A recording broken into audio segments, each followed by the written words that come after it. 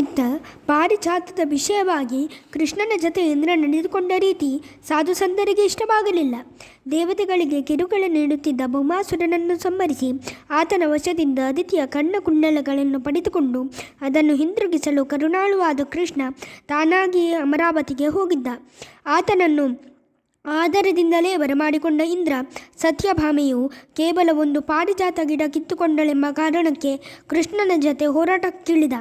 ತನಗೆ ಕೆಲಸವಾಗಬೇಕಾದ ಕೃಷ್ಣನನ್ನು ಹಾಡಿ ಹೊಗಳಿ ಪೂಜಿಸಿದ ಇಂದ್ರ ತನ್ನ ಕೆಲಸ ಮುಗಿದ ತಕ್ಷಣ ಬಣ್ಣ ಬದಲಿಸಿದ.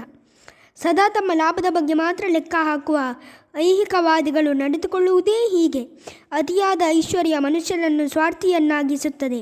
ಅಂಥವನು ಎಂದೂ ಕೃಷ್ಣ ಪ್ರಜ್ಞೆ ಪಡೆಯಲಾರ. ಸ್ವರ್ಗದಿಂದ ಹಿಂದಿರುಗಿದ ಬಳಿಕ ಕೃಷ್ಣ ತಾನು ಭೌಮಾಸುರನ ಸೆರೆಯಿಂದ ಬಿಡಿಸಿಕೊಂಡು ಬಂದಿದ್ದ 16,100 ರಾಜಕುಮಾರಿಯರನ್ನು ಒಂದೇ ಮುಹೂರ್ತದಲ್ಲಿ ಬೇರೆ ಬೇರೆ ಅರಮನೆಗಳಲ್ಲಿ ಮದುವೆಯಾದ. ಈ ಸಂದರ್ಭದಲ್ಲಿ ಆತ ತನ್ನನ್ನು 16,100 ದೇಹಗಳಾಗಿ ವಿಸ್ತರಿಸಿಕೊಂಡ. ಪ್ರತಿಯೊಬ್ಬ ರಾಜಕುಮಾರಿಗೂ ಪ್ರತ್ಯೇಕ ಸುಸಜ್ಜಿತ ಅರಮನೆ ನಿರ್ಮಿಸಿಕೊಟ್ಟ ಕೃಷ್ಣ. ಒಂದೊಂದು ಅರಮನೆಯು ಸುಂದರವಾದ ತೋಟಗಳು ಮುಂತಾದ ಅಲಂಕೃತ ವಸ್ತುಗಳಿಂದ ಸಜ್ಜಾಗಿದ್ದವು. ಅವರೆಲ್ಲರ ಜೊತೆಗೂ ಏಕಕಾಲಕ್ಕೆ ಸಂಸಾರ ನಡೆಸಿದ.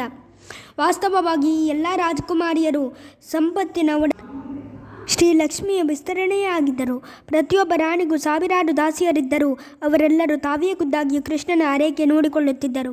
ಅವನ ಬೇಕು ಕೇಡಗಳನ್ನು ಅವರೇ ಪೂರೈಸುತ್ತಿದ್ದರು.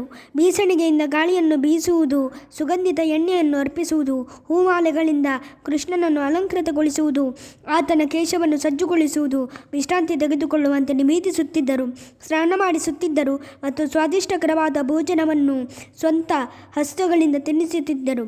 ಒಟ್ಟಿನಲ್ಲಿ ಕೃಷ್ಣ ಮತ್ತು ಅವನ ರಾಣಿಯರ ಒಡನಾಟ, ಸಾಂಸಾರಿಕ ಜೀವನ ಹೇಗಿರಬೇಕು ಎಂಬುದಕ್ಕೆ ಅತ್ಯುತ್ತಮ ಉದಾಹರಣೆಯಾಗಿತ್ತು.